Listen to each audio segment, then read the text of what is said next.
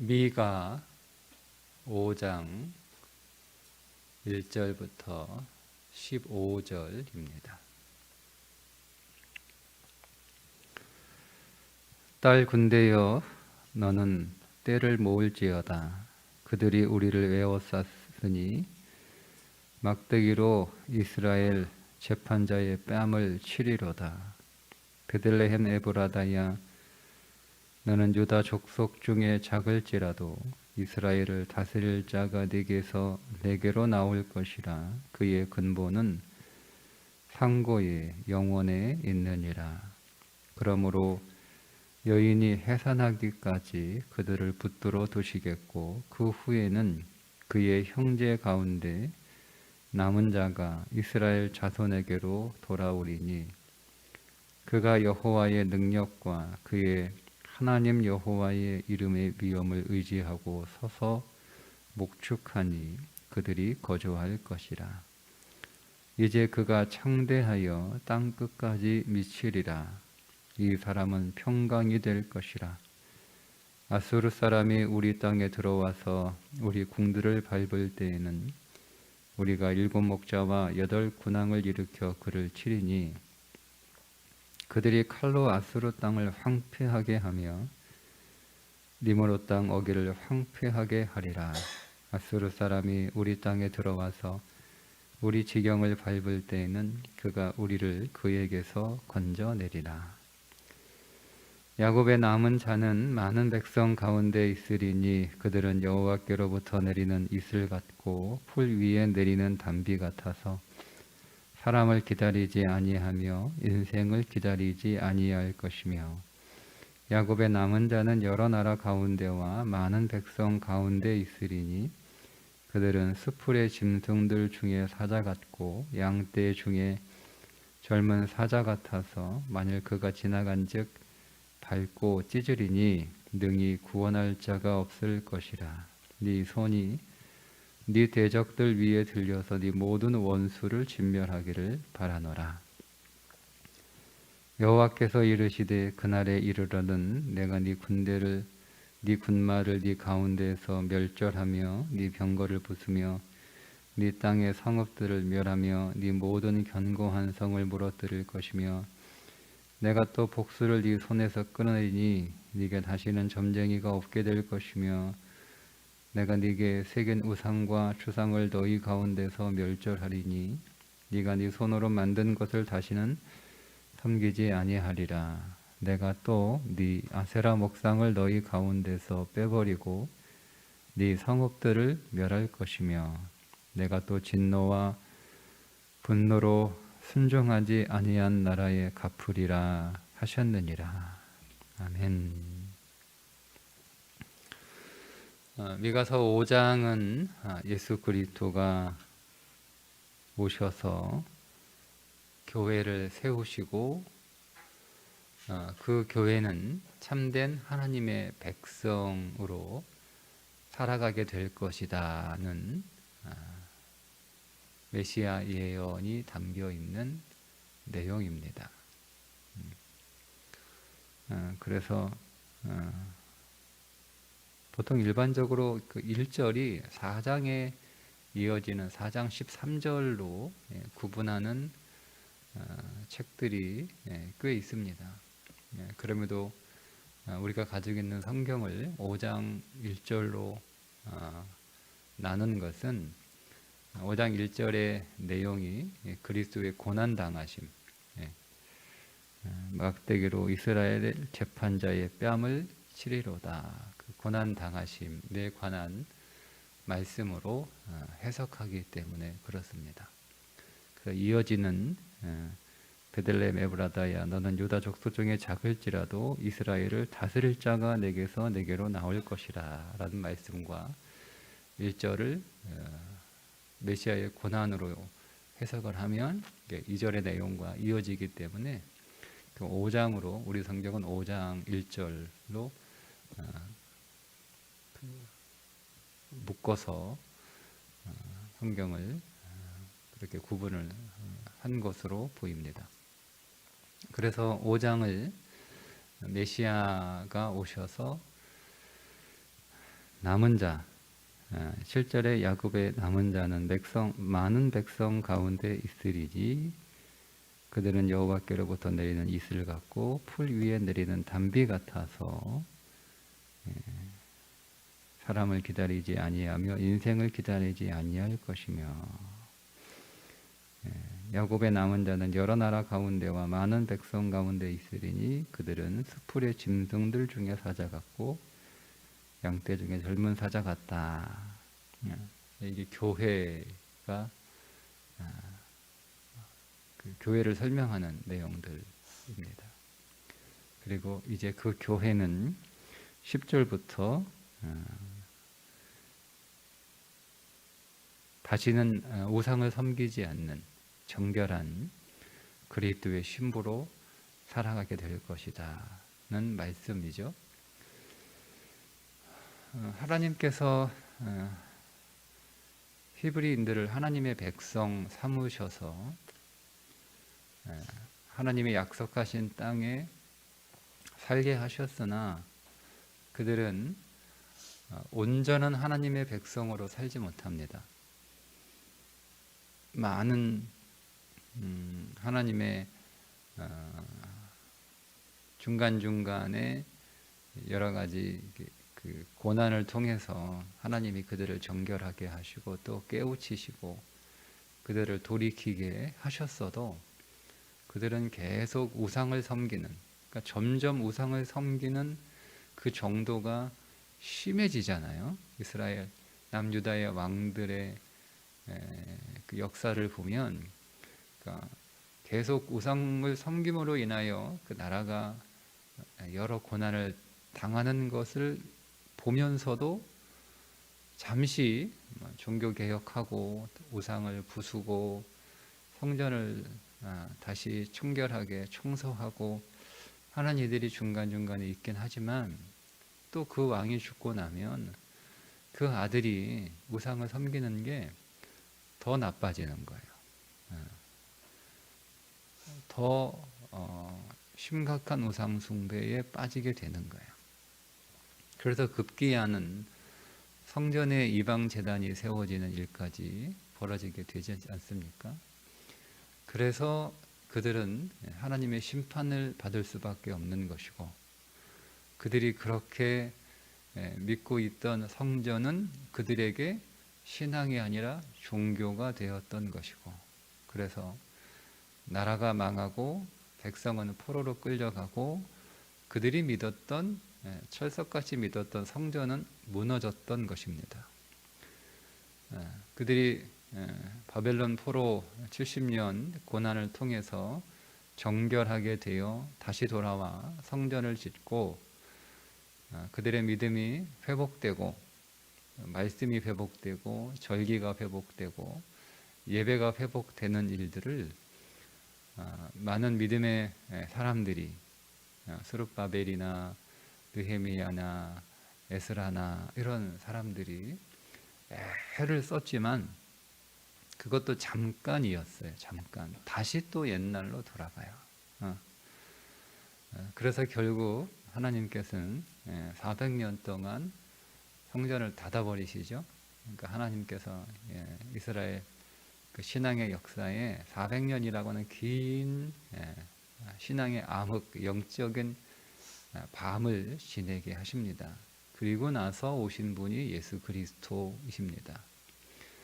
그러니까 예수 그리스도는 오실 수밖에 없는 거예요. 오실 수밖에 없는 거예요. 하나님은 물론 예수 그리스도가 반드시 우리에게 오셔야 한다는 것을 그분은 이미 알고 계셨고 또 그것을 계획하셨죠.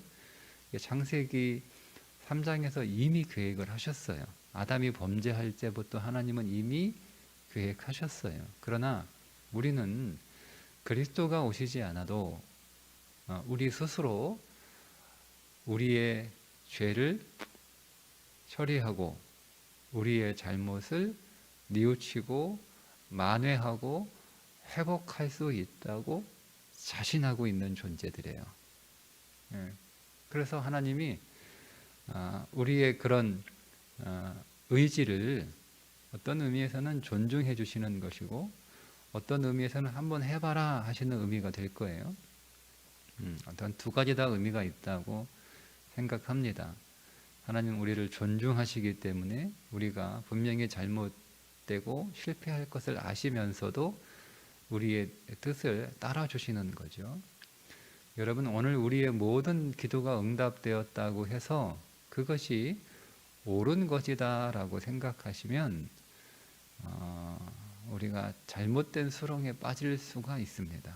그러니까 그분은 존중하시는 분이에요. 우리와 같지 않아요. 우리는 이것이 옳다라고 확신하게 되면 잘못된 길로 가고 있는 자녀들을 존중하지 않죠. 어떻게 해서라도 그 우리가 옳다라고 하는 길로 걸어가게 하지. 그래, 네 뜻이 그렇다면 한번 해봐라. 이렇게 존중하는 부모는 많지 않습니다. 네, 하나님은 우리가 고집을 피우면 하나님은 우리를 존중해 주세요. 그래서 한번 가봐라. 네가 머리로 깨닫지 못하면 몸으로 깨달아라. 이게 하나님의 방법이에요. 여러분, 우리가 말씀으로 깨닫지 못하면 우리 몸으로 깨달을 수밖에 없는 거예요. 그러니까 어쨌든 우리를 깨닫게 하시는 것이니 감사합니다. 하지만 우리의 간절한 기도가 응답되었다고 해서 그것이 하나님의 뜻이다 라고 생각하는 것은 조심해야 되는 부분입니다. 그러니까 우리는 우리의 기도의 응답 여부가 하나님의 뜻이다 아니다, 하나님의 허락이다 아니다로 판단하는 것이 아니라 오직 성령 안에서 조명하시는 말씀을 따라 우리의 삶을 비추어 봐야 됩니다. 그것이 가장 옳습니다. 그러니까 말씀의 기준에서 벗어나면 설사 우리의 뜻이 이루어졌다 하더라도 하나님의 뜻은 아닌 거예요. 하나님이 다만 우리를 존중해 주셔서 머리로 깨닫지 못하니까 한번 몸으로 깨달아라 이렇게 하시는 하나님의 또 다른 방편이시기도 하죠. 그래, 이스라엘 백성들이 그런 거예요. 이스라엘 백성들이 우리는 우리 스스로는 죄를 떠나서도 죄를 떠날 수도 우상을 멀리할 수도 하나님을 제대로 믿을 수도 없는 존재들이지만 우리가 그렇게 할 수 있다고 자신하니까 그럼 한번 해봐라. 그 시간들이 짧지 않습니다. 많은 시간이 2000년이나 되는 시간이죠. 그 시간들을 결국 우리는 실패의 시간들로 보내게 돼요. 그리고 나서 이 그리스도가 오시는 거예요. 우리는 철저하게 절망하고 우리는 철저하게 무너지고 우리는 철저하게 할 수 없다라고 하는 사실을 깨달을 때 비로소 그리스도께 붙들릴 수 있습니다. 그리스도가 오셔야만 되는 이유가 그거예요. 우리에게 그리스도가 오셔야만 되는 이유, 내가 그리스도께 붙들려야 되는 이유는 내가 조금 부족하고 모자라기 때문에 그 부족하고 모자란 분을 채우실 분이 그리스도이시기 때문에 그리스도가 필요한 게 아니에요. 우리는 100% 모자랍니다. 100%. 한 10% 모자라? 혹은 한 2% 모자라? 이게 아니고요. 우리는 100% 모자른 자들이에요. 우리는. 그러니까 우리는 그래서 아무것도 할 수 없는 거예요. 우리의 무능이라고 하는 것은 내가 어떤 일을 하는 데 있어서 그 일을 하는 데 필요한 능력이 100인데 내게는 능력이 한 90 정도 돼서 10%가 모자라니까 안 되는 거잖아요. 내가 100kg의 무게를 들어야 되는데 내가 90kg밖에 들 수 없으면 100kg를 못 들어요. 그러니까 우리는 100kg 앞에서 90kg의 능력이 있어도 무능한 거잖아요. 성경이 말하는 무능은 그런 무능이 아니에요. 내가 90은 되는데 지금 100kg의 문제를 해결해야 되니까 내가 10kg가 모자라서 내가 이 100kg의 문제를 해결할 수 없다. 나는 무능하다라는 그런 생각을 우리가 하기가 쉬운데요. 우리는 전적으로 무능합니다. 그러니까 우리는 90kg 능력이 있는 게 아니라 그냥 1kg도 못 드는 거예요. 그게 성경이 말하고 있는 무능입니다. 그게 우리의 실체죠. 그래서 우리는 그리스도가 필요한 거예요. 그래서 그리스도께 붙들려야 되고 우리가 그분을 붙잡아야 되고 우리가 그분의 손에 의해서 살아갈 수가 있는 것입니다. 그래서 그 그리스도가 오셔야만 우리가 교회, 즉 참된 하나님의 백성이 되는 거죠. 비로소. 그러니까 우리가 하나님의 백성으로 부름받았고, 즉 이스라엘 백성들이 하나님의 백성으로 선택된, 그래서 선민이라고 그들이 자부심이 있었지만 그들이 하나님의 백성으로 많은 열방 중에서 선택되어 하나님이 백성을 삼으셨음에도 불구하고 그들은 온전한 하나님의 백성이 될 수 없었습니다. 그게 하나님의 은혜인 거예요. 그게 하나님의 은혜인 거예요. 그래서 바울이 너희 중에 봐라, 문벌 좋은 자가 있냐, 똑똑한 자가 있냐, 능력 있는 자가 있냐, 이렇게 말씀을 한 거예요. 그러니까 우리가 뭔가 좀 재주가 있어서 하나님 앞에 쓸모가 있는 구석이 조금이라도 있으면 그거는 은혜라고 보기가 어려워요. 왜? 그 쓸모 때문에 하나님이 우리를 부르셨다라고 생각하니까. 그러니까 우리가 그렇게 생각을 하거든요. 우리에게 어느 정도 쓸모가 있으니까 하나님이 나를 부르셨겠지. 내가 어느 정도 쓸모가 있으니까 하나님이 내게 일을 맡기셨겠지. 내가 어느 정도 쓸모가 있으니까 하나님이 나를 사용하시는 거겠지라고 하는 생각을 대부분의 사람들이 합니다. 저 자신을 비롯해서. 그런데 우리가 쓸모가 있어서 하나님이 우리를 부르신 것이 아니라 쓸모가 없는 인생이기 때문에 하나님이 오늘 우리를 부르신 거죠. 바울의 관점에서 보면 바울은 이해를 못하니까 그렇게 이제 풀어서 설명을 하는 거예요. 우리가 쓸모가 없어서 하나님이 오늘 우리를 부르신 거다라고 얘기하잖아요. 왜? 하나님이 하나님이심을 드러내기 위해서 쓸모없는 자들을 부르시고 그 쓸모없는 자들을 사용하시는 거예요. 그 쓸모없다라고 하는 것이 영이라는 뜻입니다. 완전 무능력이죠. 절대 무능력, 절대 타락이라는 거예요. 그래서 하나님이 거기에 하나님의 은혜를 부으셔서 하나님이 쓸모없는 우리들을 통하여 일하시는 거죠. 그래서 그걸 은혜라고 부른 거예요. 그래야 그게 이제 하나님의 백성이 되는 거죠. 그리스도 안에서 쓸모없는 우리들이, 불가능한 우리들이 하나님의 백성으로 다시 창조되고, 그래서 재창조되었다라고 에베소서에서 말씀하고 있는 겁니다. 그러니까 우리는 재창조예요. 다시 창조되는 거예요. 그러니까 수선되는 게 아니에요. 만약 오늘 우리가 쓸모가 있었다면 수선되는 거죠. 어디가 고장이 났어요? 근데 고장이 나가지고 작동을 안 해. 우리 안에 어떤 기계가 있는데, 뭐 믹서기가 있는데 이게 잘 되다가 어느 순간 안 되는 거예요. 고장이 났구나 해서 이거를 AS를 불러가지고 고장난 부품을 교체해서 다시 쓰면 새 것처럼 잘 돌아가는, 구원이 그런 게 아니라니까요. 성경은 정확하게 재창조라고 표현해요. 수선되었다, 고쳤다, 이런 뜻이 아니에요. 다시 만들었다는 거예요. 폐기하고. 어디에서 폐기되었습니까? 십자가에서 폐기된 거예요. 그러니까 우리는 십자가에서 내 옛사람은 폐기된 거예요. 그래서 끝났다라고 하는 거죠.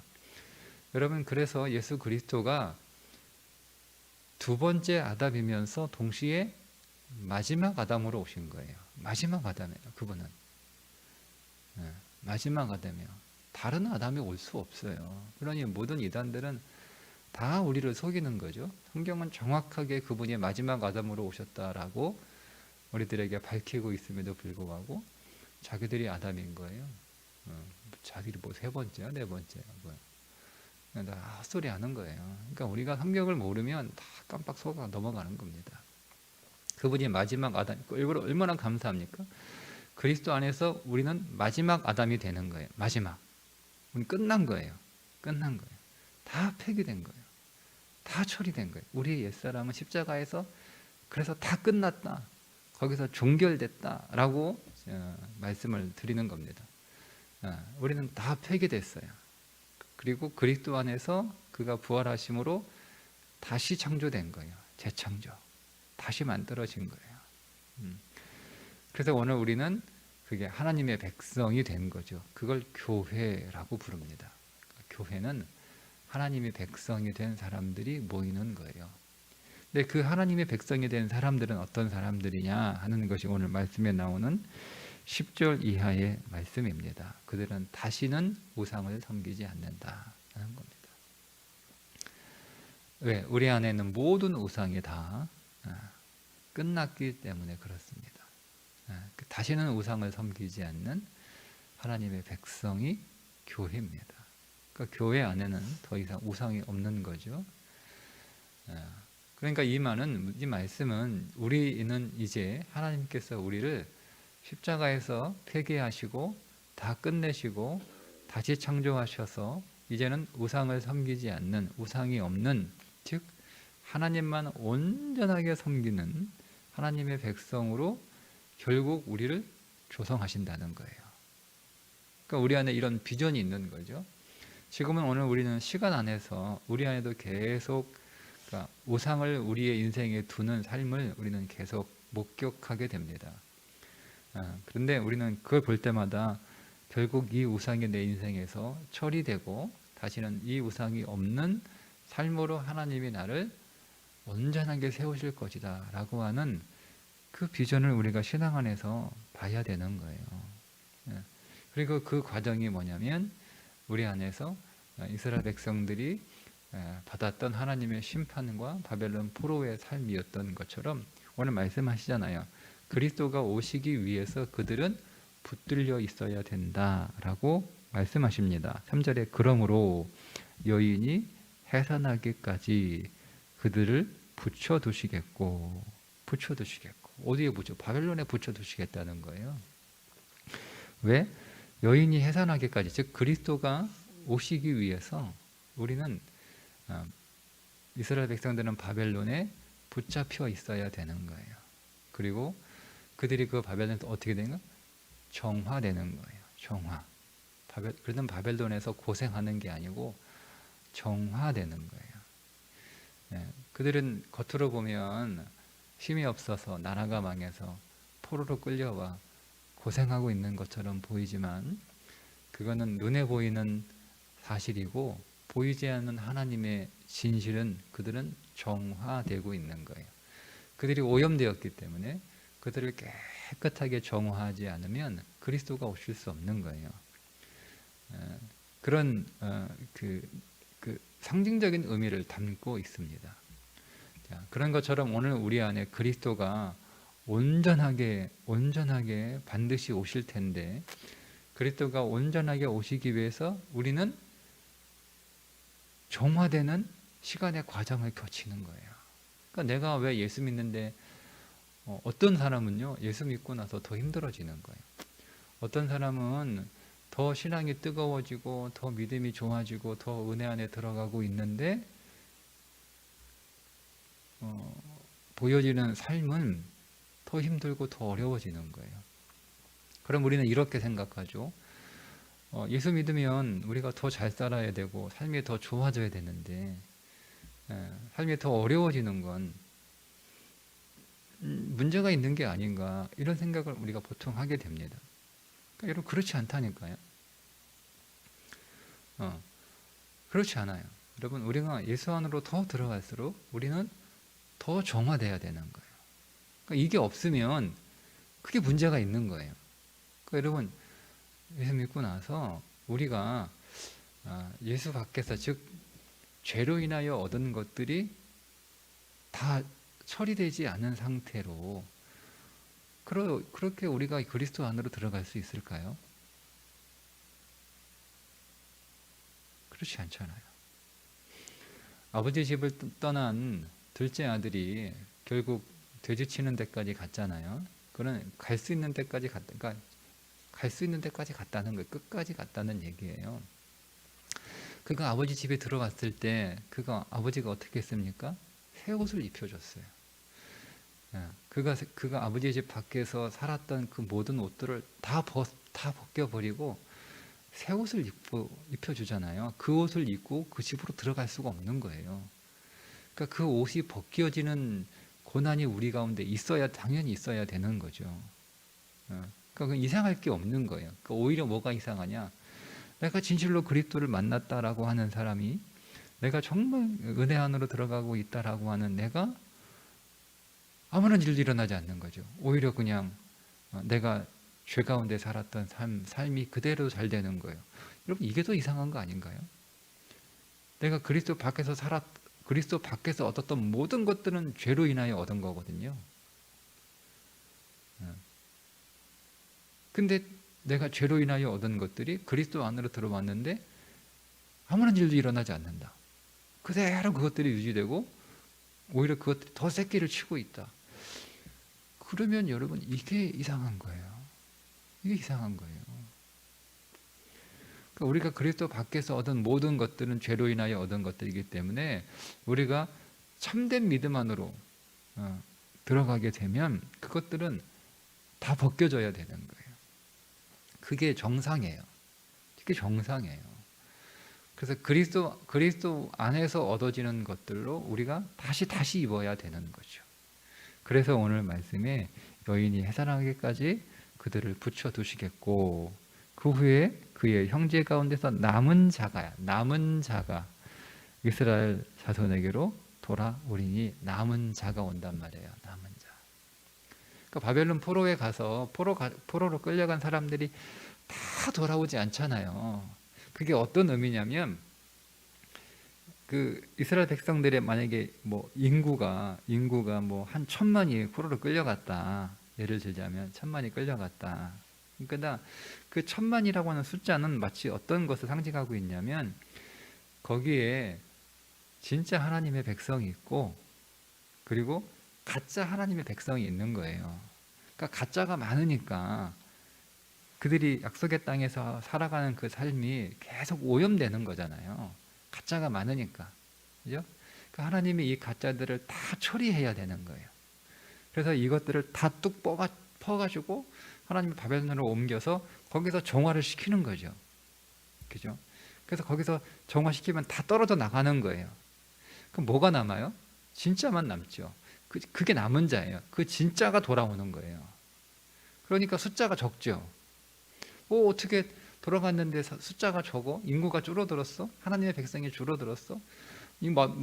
내가 다시 돌아갔는데 살림이 줄어들었어? 이전에 내가 있던 게 없어졌어? 이게 이런 거예요. 근데 그게 남은 자라는 거죠. 그 남은 자를 통해서 하나님의 교회를 세우시는 거예요. 그러면 이것을 우리의 바벨론이 오늘 우리의 삶이라고 여러분 우리가 적용을 하면, 이스라엘이 오늘 우리의 삶이라고 적용을 하면, 그러니까 우리 안에 진짜가 있고 가짜가 있을 거 아니에요. 우리 안에 진짜와 가짜가 섞여 있습니다. 그런데 이 가짜가 너무 많아서 계속 오염시키는 거예요. 그래서 우리가 여러분 오염이 많이 되면 이스라엘 백성들 안에 정말 참된 선지자들, 참된 믿음의 사람들이 얼마나 많아요.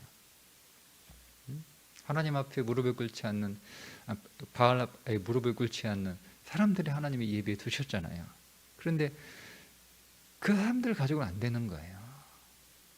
결국 다 처리하는 수밖에 없는 거예요. 그러니까 내 안에 있는 어떤 삶을 그대로 두면서 내 안에 있는 진실된 믿음이 이것들을 하나하나 그렇게 될 수 없다는 거죠. 그러니까 결국 이것들이 다 처리되는 어떤 사건이 내 인생에서 일어나야 되는 거예요. 그게 우리에게 고난으로 경험이 되는 거죠. 그때 이런 것들이 다 처리가 되는 거예요. 내 신앙을 오염시켰던, 내 영을 오염시켰던, 나로 하여금 더 그리스도의 신부로 성장하지 못하게 만들었던 것들이 다 처리가 되는 거예요. 그런 사건이 우리 인생 안에 있어야 됩니다. 그게 없으면 이상한 거예요. 그러니까 없으면 여러분 하나님 앞에 두렵고 떨림으로 진지하게 한번 기도해 보셔야 돼요. 하나님 왜 없죠? 내가 죄 가운데 얻은 것들이 여전히 내 손 안에 있는데 이게 왜 여전히 내 손 안에 있죠? 물론 인간적으로는 좋지만 여러분 영 안에서는 두려운 일입니다. 두려운 일입니다. 진실로 내가 그리스도를 믿고 있는 것인가? 내가 진실로 신자가 된 것인가? 그럼 이 질문을 할 수 있어야 되는 거예요. 어쨌든 하나님 그런 일을 하시는 거죠.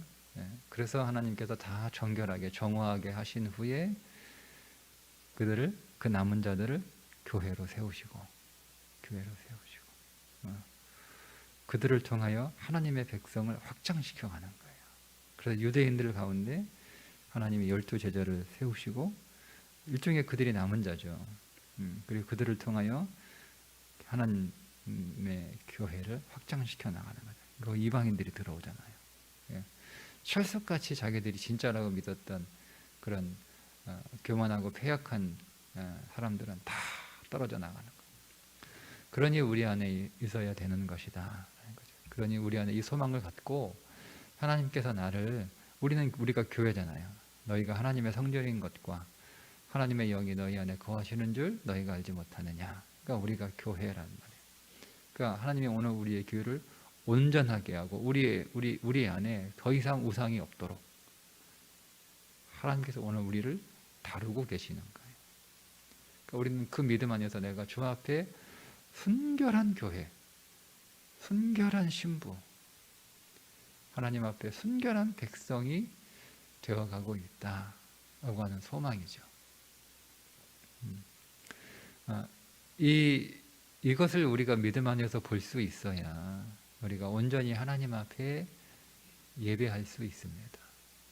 예배란 그런 거잖아요. 예배란 오늘 이 말씀에 의하면 하나님이 내 인생 안에서 일하시는 것이 항상 옳습니다. 하나님의 나를 하나님의 교회로 하나님이 거하시는 전으로 만들어 가시기 위하여 지금 나를 정화시키고 계심을 내가 믿고 그 마지막 결국은 내가 하나님 앞에 순결한 하나님의 백성으로 그렇게 조성되는 것인 줄 내가 믿습니다. 우리가 그때 우리가 참된 예배가 되는 거예요. 참된 예배. 하나님의 일하심을 기뻐하고 하나님의 일하심을 감사하고 하나님의 일하심을 기대하여 하나님의 일하심을 찬송하는 거죠. 그게 예배예요. 그러니까 오늘 우리가 하나님 앞에 예배하러 올 때 하나님을 경배하러 오는 거잖아요. 하나님 정말 잘하셨어요.